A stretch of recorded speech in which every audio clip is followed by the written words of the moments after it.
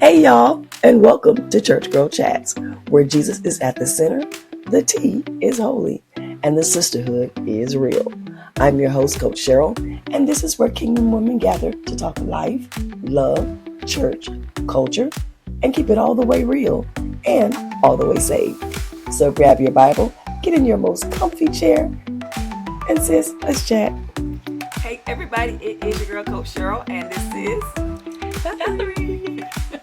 And welcome to part two of a two-part series that we've been doing on friendships over 40. If you missed the last episode, I'm gonna almost ask you just to go ahead and put this on pause and go back and see this one, because it's going to be a foundational building block to what we're going to be talking about on today.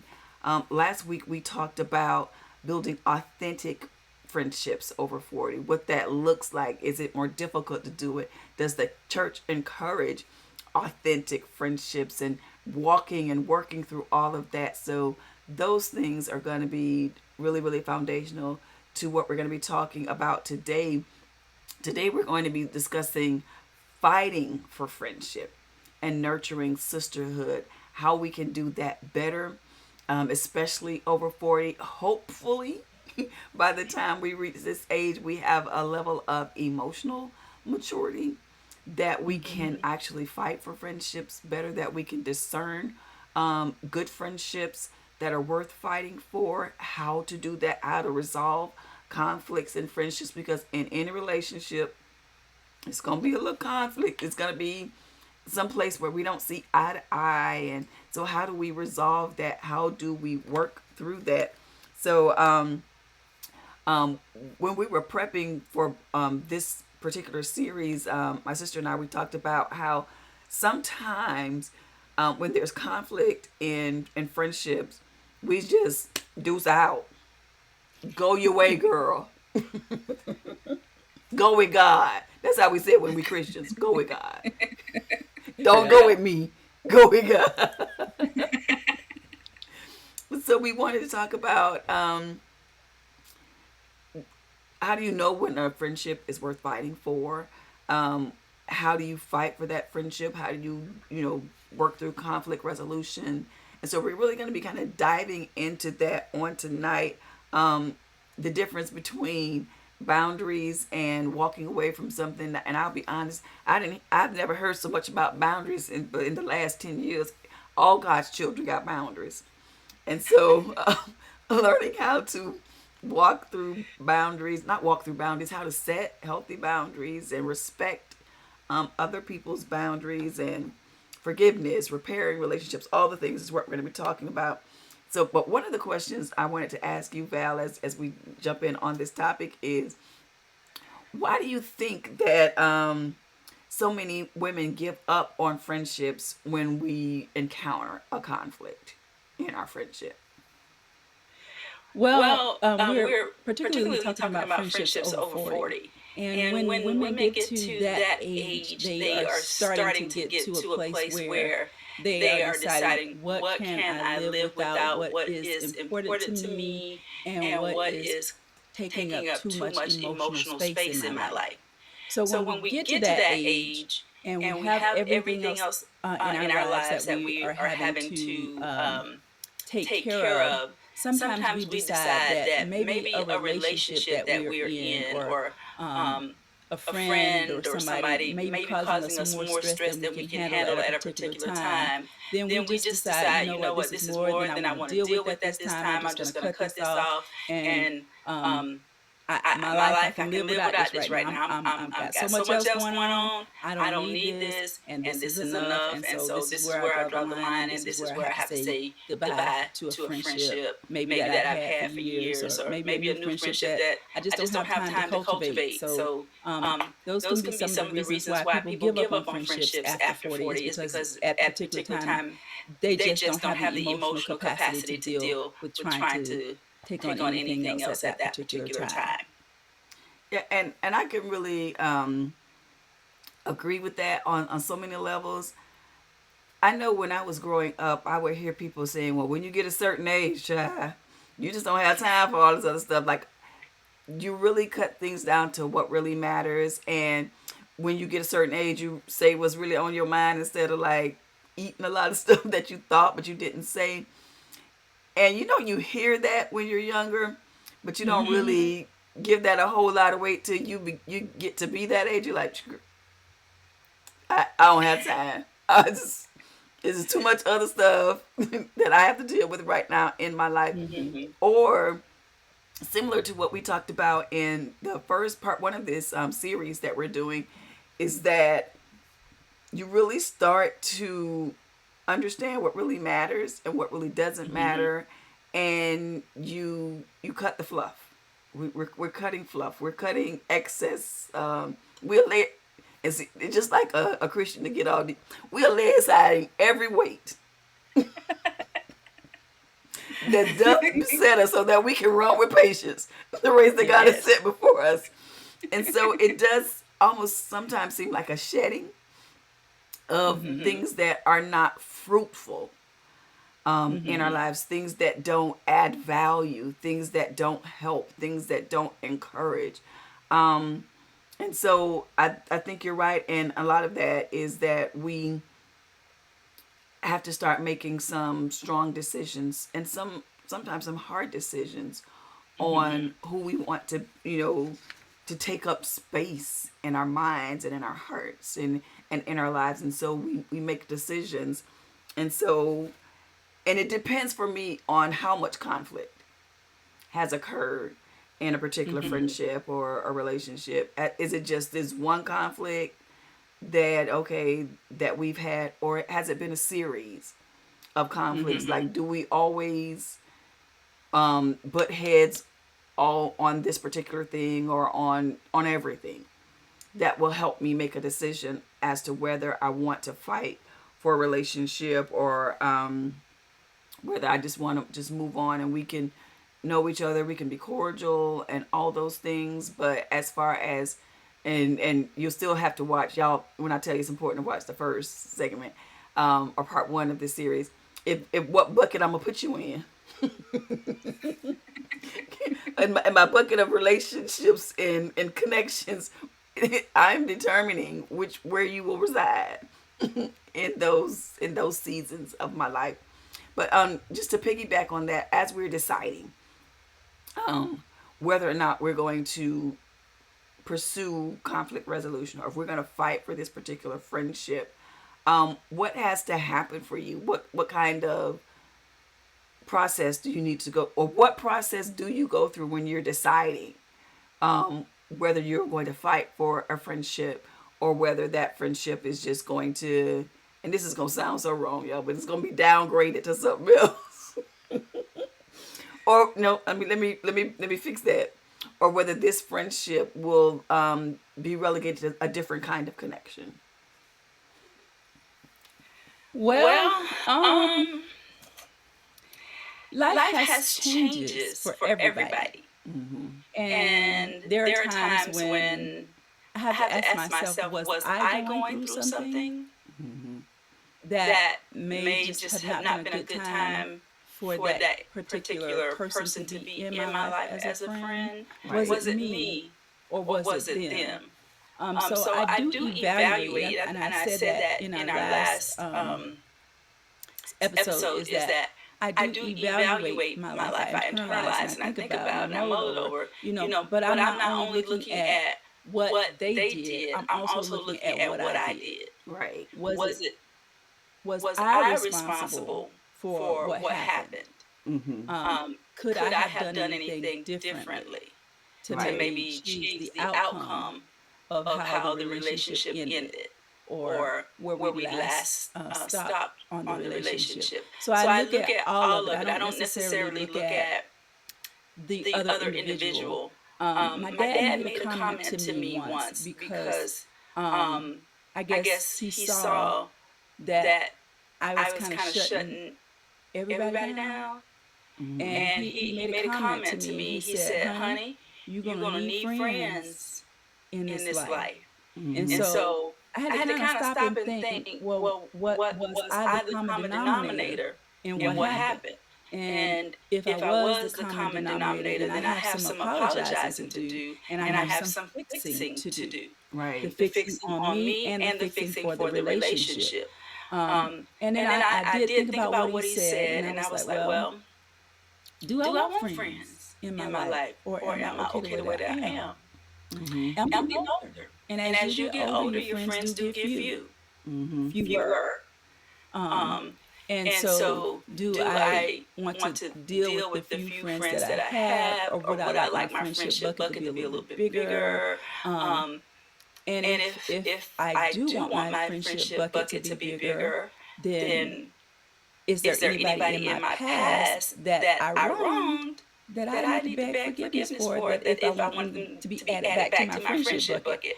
So I had to look at all of it. Am I the person, that severed the relationship, or was there really something going on that I just am not going to be able to carry as a friendship moving forward? So I had to do that, and see if there was somebody that I had done wrong, if I could, beg, as the old folks would say, if I could beg their pardon, um, and fix that thing, Right. and mend that relationship. Because it's not always going to be the other person. Sometimes it's going to be you. Right. And you have to be big enough to understand that you're not perfect, and they may have an out against you that you need to fix. And so that's my actual jump off point. That's where I start, is with me. Okay. And seeing if somebody else needs to forgive me for something that I did, and vice versa, forgive them maybe if there was something that they did. I also do have to compartmentalize my relationship. Maybe there's somebody that maybe I can't trust them with intimate information, but they are a person that I just have fun with. I just love to have fun. They know how to have fun. Mm-hmm. And sometimes I just want to have fun. It ain't about getting all deep or anything like this. Is somebody she likes to have fun. I like to have fun, and I need her in my fun bucket. Mm-hmm. So when you learn that not all of your friends are going to fit every situation, but they are nonetheless friends. Right.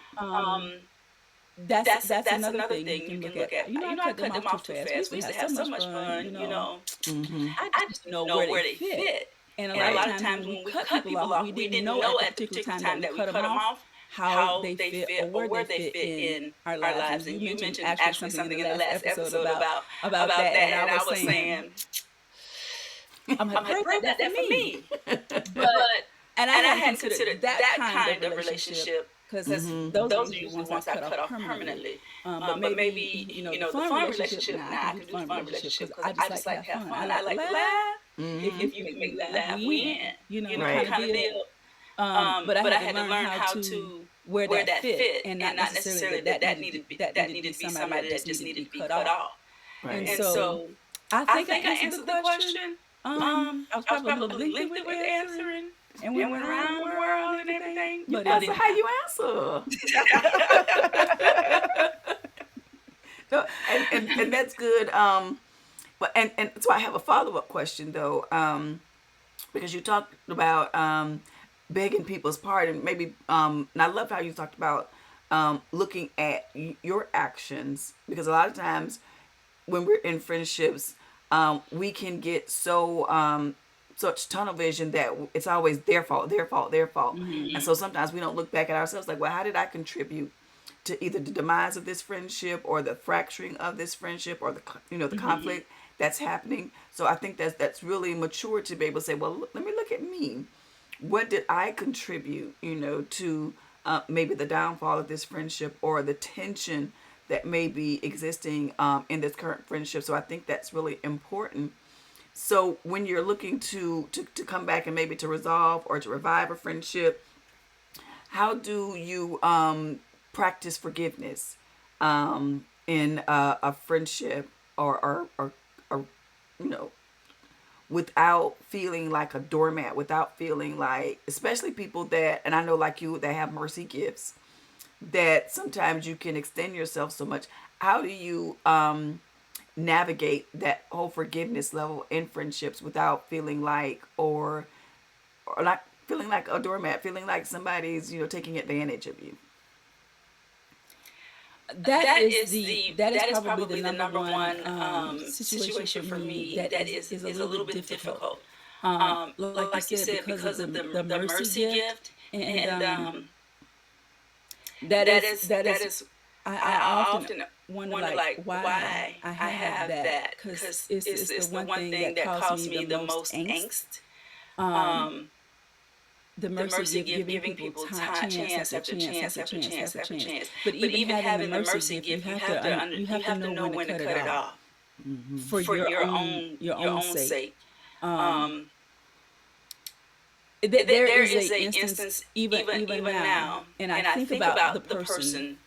Um, Um, they they consistently consistently um, um, used used to to ask ask for for money money all the all the time. time. Mm-hmm.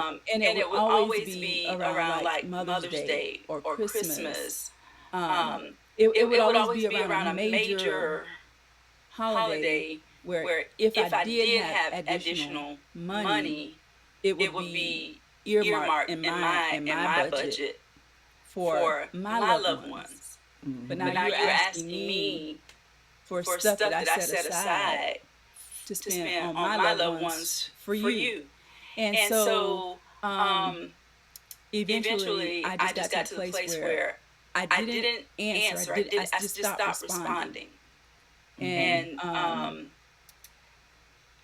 they they in in turn turn they they stopped. They stopped. They would would tell tell me me on my on my birthday, birthday, happy happy birthday. birthday. So I So I stopped stopped getting getting birthday birthday wishes. wishes. I I stopped stopped getting getting Merry Merry Christmases. Christmases. Mm-hmm. And And even even though though to to me me they they were a were a friend, they friend, they really really were were a a friend, friend, Mm-hmm. but but I I was was a a bank bank for for them. them. So So they, I was I the was the bank, bank, they were they the were the friend. friend. And And so so um, I I still still think think about about them them on their on their birthday. birthday. I I still still think think about them about at them at Christmas. Christmas. Um, Um, the the last last couple couple birthdays I birthdays I did did say say happy happy birthday birthday with with no no response. response. Um, Um, so I so just I had just to had to kind of kind of understand, understand, you you know, know, that that there's there's not not there's no there's no remedy remedy for for that, that, Right. because I because I can't go can't go back to back to being the being the bank. bank. You know, You know, all I all I can Right. can do do is is still still care care about about them them and and what what happens to happens to them, them. Mm-hmm. but But I I can't can't continue to continue be to be bank bank for for people. people. Um, Um, and and so so that's that's just kind just of kind of how I how I have have come come to to understand that understand that that that is is what what that that relationship relationship is. is. Mm-hmm. Um, Um, I I just just it it is what is it what it is. I is. I was the was the bank, and bank, when and I when I stopped stopped being the being the bank, then bank, I then I stopped stopped being a being a friend. friend. And And so so it it is what is it what it is, is, and and I'm I'm not gonna not go gonna and go try and to try to remedy that remedy that again again because because I'm I'm not not gonna be gonna the be the bank bank again. again. So So that, that, you you know, know, some some things you things just you just have to have to let it let it go. You go. just You have just to have to say, say, I I can't do can't do this this anymore. anymore. Right. Even Even though though I I would would love love to to have the have the friendship, friendship, but the but the friendship friendship meant meant one one thing thing for for her her and and something something else Mm-hmm. for else for me. me. And And so so it it's is just just that. that. It is It what is it what it is. It is. is what it is. Well, and I think for not just women but for people in particular, it's hurtful and it's painful when you realize that you are not to people what you thought you were. Like Mm-hmm. you thought that you were with these great friends and da da da da da, but when you didn't show up like a person expected you to show up consistently in Mm-hmm. a way that was unfair to you, then you start to see, oh, you I you you're not my friend. Oh, I thought we were friends. We are not friends. And so that can also be jarring. It can be emotionally taxing to, and I know, like for me, when some of those instances happen for me, I would start replaying like things in the past, like, oh, when that's what that was when this happened. And then when that happened, that's what that was. Oh my Uh-huh. goodness. I have been bamboozled for this whole time. And that's a hurt and that's a pain. So how do you and I don't even know the correct way to phrase this question, but how do you forgive a person without restoring what was? Like how do you seek forgiveness in that situation, or how do you forgive that person but still maintain your distance or whatever? Sometimes forgiveness has to be between you and God. Mm-hmm. And so I did forgive that person. If I saw him today, I'd hug their neck, I'd smile, and I'd be happy to see them. Mm-hmm. But I don't necessarily think that it is always necessary for you to pick up the phone and call that person and say, I forgive you. Mm-hmm. Um, because they may not understand the forgiveness. And what I mean by that, sometimes when you tell somebody you forgive them, they think that, okay, we're back to where we used to be. And so now I can start asking again. Mm-hmm. That's not the forgiveness that I'm giving. The forgiveness that I'm giving is I release you for everything. Because sometimes people might not even understand what they've done Right. because it's a part of who they are. So they may not necessarily understand what has happened or the way you have perceived it. Right. So sometimes you just have to say, okay, I release it, I let it go. Because I'm going to tell you the truth about it.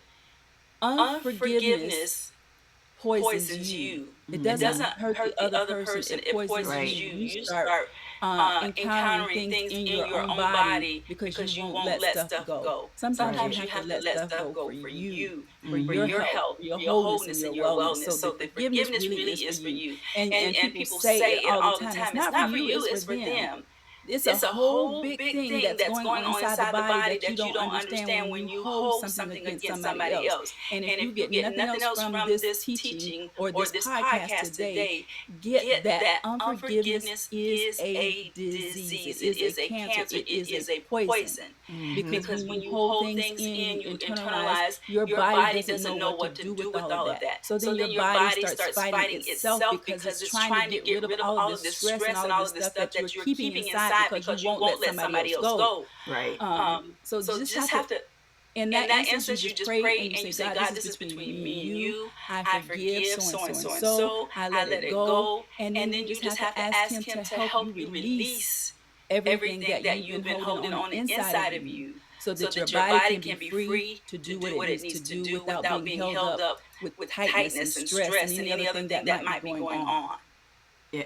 And I think that's something that a lot of times we don't understand is that the physical maladies we have in our bodies are because of spiritual things or because of relational things. You know, it's pride, it's unforgiveness, it's all these things that our bodies are reacting to. We have illnesses that we can't explain because we have issues with people 20 years ago that's now compounding in our bodies. And like you said, our bodies are trying to figure out, what do I do with all of this unforgiveness? What do I do with deal with all this spite that's, that's a part of me? Because we don't see ourselves like God sees us as triune beings. We're body, soul, and spirit. It's all of that, and all of that works together. It cannot be separated. And so things that you hold emotionally will affect you in your actual physical body. And if we don't release those things, even if there's never a reconnecting of a friendship, never a reconnecting of a relationship, we have to give the spirit permission to allow us to release. And I mean, release people for real, not just, verbally, I release them, but like mentally, spiritually, release them. Because for most people, not everybody, but for most people don't really understand how they may hurt you, or how what they said or did, their actions really hurt you. Most people are not really as vindictive as some people. Not some people. We ain't gonna release everybody, but I mean, well, we're not gonna release everybody from the category that some people are vengeful, some people are spiteful, some people are mean, and some people mean it. They are trying to do that. But for the most part, most people they're doing the best they can with the tools that they've been given, and some are not even seeking other tools to do better.